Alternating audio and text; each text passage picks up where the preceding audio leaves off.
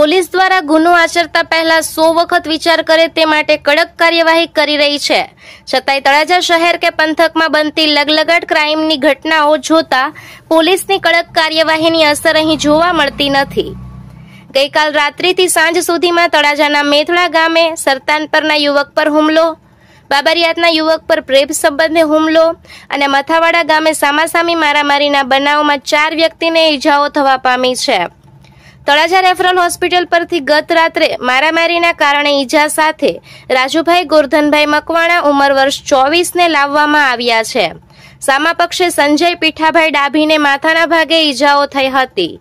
બંનેને ભાવનગર રિફર કરવામાં આવ્યા છે. સંજય ડાભીએ 3 ઈસમો રાજુ ગોરધનભાઈ મકવાણા રે માખણિયા, સુરેશ ગોરધનભાઈ મકવાણા રે મથાવાડા, કરમશી જબરભાઈ મકવાણા વિરુદ્ધ જાતિ વિશે અપશબ્દો કહી હુમલો કર્યાની ફરિયાદ નોંધાવી છે. બપોરના સમયે બાબરિયાત ગામના વમરાજ ભીખુભાઈ ચાવડા ઉંમર વર્ષ 33એ પ્રેમ લગ્ન કરેલ હોવાના મામલે સતીશ સંજય સહિતના વ્યક્તિઓએ માર માર્યો હતો.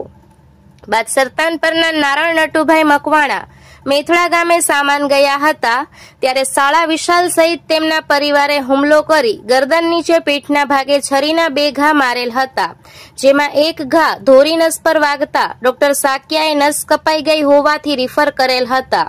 જ્યારે સામા પક્ષે મેથડા ગામના ઘનશ્યામ વેલાભાઈ બાંભણિયા, કંચનબેન ઘનશ્યામભાઈ, આશાબેન ઘનશ્યામભાઈ, વિશાલ ઘનશ્યામભાઈને ઈજાઓ થતા ચારેયને સાંજ ઢળ્યા બાદ તળાજા રેફરલ હોસ્પિટલમાં ખસેડવામાં આવ્યા હતા.